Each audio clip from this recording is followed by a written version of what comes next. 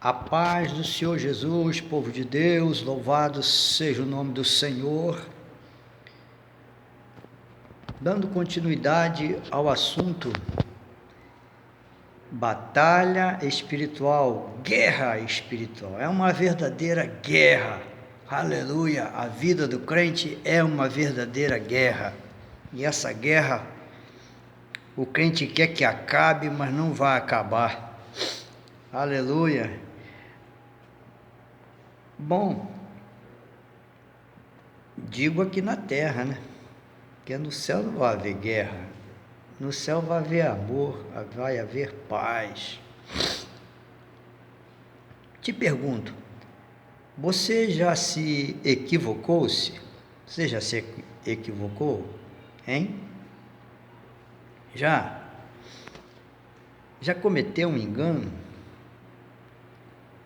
Já? Saiba que um guerreiro de Deus, ele não pode cometer engano. Falamos sobre Davi. Ele não poderia cometer nenhum engano, sabia? Ele não poderia cometer nenhum engano diante daquele Golias. Ele não podia tropeçar, ele não podia errar, ele tinha que ter uma boa mira. Estou me lembrando quando criança, que eu, aqui não era pavimentado, era um matagal aí para trás, a gente tinha um costume, as crianças tinham o costume de caçar passarinho. Caçava passarinho para botar na gaiola, caçava passarinho para comer. A gente gostava de caçar rolinha.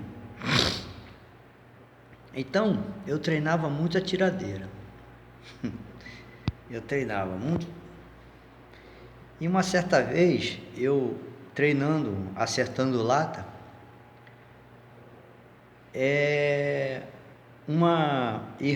a irmã de um colega meu, que já é falecido, ela me desafiou, numa distância de mais ou menos 50 metros, não, 50 não, uns 25 metros, vamos ser razoável, uns 25 metros, ela botou o dedo para cima e me desafiou, eu duvido que você acerta meu dedo. Eu falei, você duvida? Então tá bom, então bota o dedo para cima. Acertei o dedo dela. Eu estou me lembrando isso aqui. Acertei o dedo dela e machuquei o dedo dela. E aí eu falei para ela, agora você não pode falar nada, porque você me desafiou. Eu tinha uma mira muito boa. E uma certa vez, quando parei de matar passarinho, foi quando eu atingi uma rolinha. Eu atingi e matava. Mais uma vez eu atingi uma rolinha e eu não matei ela. E eu fui pegar ela, ela estava viva. Eu fiquei com tanta pena daquele animal, tanta pena, que eu nunca mais cacei passarinho. Bom, voltando ao que nós estamos falando, o crente, o guerreiro de Deus, não pode cometer erros. Mas como nós cometemos erros, porque nós somos homens, somos falhos, mas o guerreiro de Deus aprende com os seus erros. Mas em certa situação como esta de Davi, não pode cometer erro. Sabe? Você não pode cometer erro. Por quê? Porque iria dar tudo errado. Ele não podia dar errado. Mas Davi andava com Deus. E você acha que quem anda com Deus há um bom tempo vai cometer erro? Não, ele sabe que não pode cometer erro. Ele vai aprender uma coisa com Deus muito importante. Ele vai aprender a ser cauteloso. Bom, isto nos leva a uma passagem bíblica em que aconteceu um fato extraordinário com a pessoa do Senhor Jesus e a pessoa dos discípulos. Bom, eu estou me referindo quando o Senhor Jesus veio se encontrar com os discípulos andando sobre o mar. Isso está registrado lá em Mateus, capítulo 14. Já já nós vamos ler. Bom, João Batista tinha perdido a cabeça. Jesus tinha multiplicado os pães e os peixes. João Batista tinha sido enterrado pelos seus discípulos e os seus discípulos foram falar com Jesus e, obviamente, seguir Jesus, como João tinha orientado eles. Agora vocês seguem ele. Jesus, com aquela tarefa de alimentar aquela multidão, logo findou aqueles 3 dias, o Senhor Jesus deu ordem aos seus discípulos: vai para o mar, atravessa para o outro lado.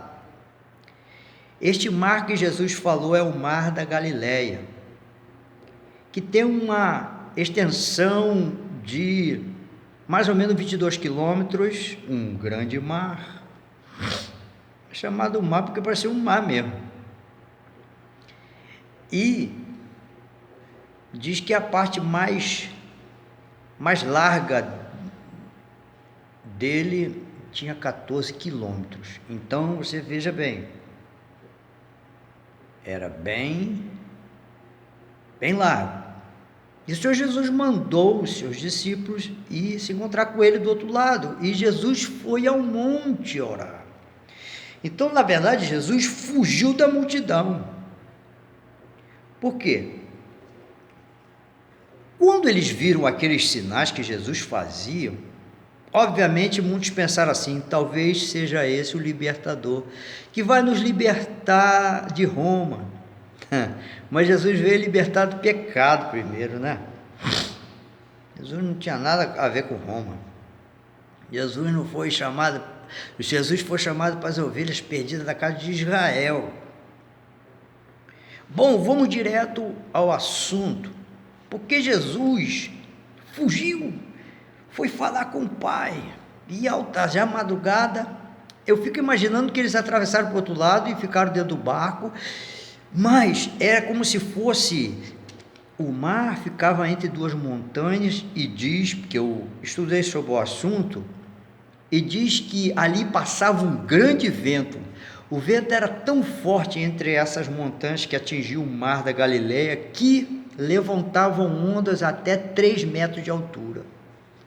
Olha, veja bem. Então, antes que Jesus chegasse próximo aos discípulos na madrugada, o vento já estava forte, já estava levantando tudo, e eles já estavam com medo, que o barco já estava quase indo a pique, e o Senhor Jesus aparece, não é? Bom, vamos lá. Mateus 14, versículo 22 em diante, que diz: e logo ordenou Jesus que os seus discípulos entrassem no barco e fosse adiante para outra banda, enquanto despedia a multidão. Despedida a multidão, subiu ao monte para orar à parte. Chegada já a tarde, estava ali só, e o barco já estava no meio do mar, açoitado pelas ondas, porque o vento era contrário. Mas à 4ª vigília da noite, dirigiu-se Jesus por eles, caminhando por cima do mar. Então veja bem, como eles levaram um bom tempo para atravessar. Se já era tarde, Jesus chega à noite. E os discípulos, vendo caminhar sobre o mar, assustaram, dizendo: é um fantasma, e gritaram com medo. Jesus, porém, lhe falou logo, dizendo: tende bom ânimo, sou eu, não temais. Respondendo, Pedro disse: Senhor, se és tu, manda-me ir ter contigo por cima das águas. Olha a atitude de Pedro. Se é tu mesmo, Senhor, então me manda aí. E ele disse: vem. E Pedro, descendo do barco, andou sobre as águas para ir ter com Jesus. Olha a ousadia deste homem, não é? Mas, sentindo o vento forte, teve medo e, começando a ir para o fundo, clamou, dizendo: Senhor, salva-me. E logo Jesus, estendendo a mão, segurou-o e disse: Homem de pequena fé, por que duvidaste? Onde está o equívoco, o engano? Quando Pedro achou que ele já estava pronto para ser como Jesus, que na verdade o Senhor Jesus veio fabricar fotocópias dele, para que fosse embora e a sua missão continuasse na terra através dos 12 apóstolos. Pedro, achando que já estava pronto, ousou caminhar sobre as águas. Não sei se ele mancava, não sei se ele era daqueles tipo que tropeça em tudo, né? Eu não sei. Só sei que ele não sabia andar sobre o mar. Ora, quando a criança está aprendendo a andar, ela cai, levanta, cai, levanta, está aprendendo. Ele nunca tinha andado sobre as águas. Como ele esperaria que iria conseguir andar sem se afundar? Mas ele foi ousado. E o interessante é que ele não chamou socorro pelos discípulos. João, me ajuda, Mateus, me ajuda, não é?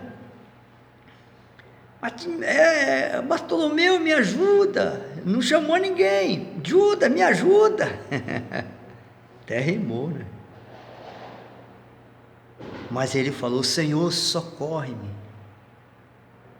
Olha, Pedro estava olhando para Jesus, ele não estava olhando para os discípulos, estava olhando para Jesus, e mesmo assim ele afundou. Por quê? Porque ele ainda não estava preparado para vencer os fortes ventos desta vida. É aí que entra o equívoco, quando você acha que está pronto para enfrentar uma grande batalha, mas você ainda não está pronto. Você acha que está pronto, então Deus vai mostrar para você que você não está pronto não, para suportar um grande vento, uma grande tribulação, uma grande perseguição. Muitos querem ser usados por Deus, mas ele precisa deixar Deus trabalhar na vida dele, criar nele uma estrutura espiritual, para que saiba resistir os impactos das pedradas, das pauladas, das calúnias, dos dedos em riste no seu rosto, com palavras de maldição, não é? Com vinganças e juras de morte. Ser usado por Deus é preciso ter uma estrutura. Pedro ainda não tinha, mas ele era esforçado. Convenhamos, não é? Ele era bem esforçado, a ponto de Pedro achar que na hora que prendesse o Senhor Jesus, ele estaria por perto para acudir o Senhor Jesus e disse: estou pronto para ir contigo até a morte. Mas ele se equivocava muito, porque ele achava que estava pronto e ele não estava. Será que nós podemos dizer: estou pronto, Senhor? Ou a gente pode dizer: eis-me aqui, e ele vai dizer: eis-me aqui, meu servo. Então deixa que eu prepare você para a missão que eu tenho na tua vida. E quando Deus começar a requerer coisas de você, né? Quando Deus começar a tirar coisas de você, você diga assim: ó, é para o meu bem, não é para o meu mal. Às vezes achamos que os requerimentos que Deus nos faz é para o nosso mal. Não é para o nosso mal, é para o nosso bem. Aleluia!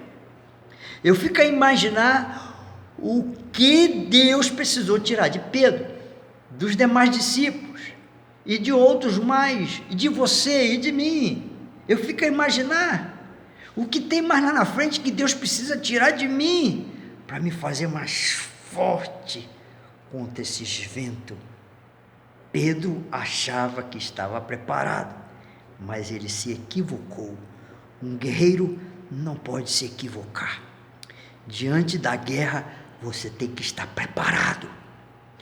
Deixe que Deus coloque você na guerra e não esteja despreparado, para que você não afunde, temendo os ventos fortes.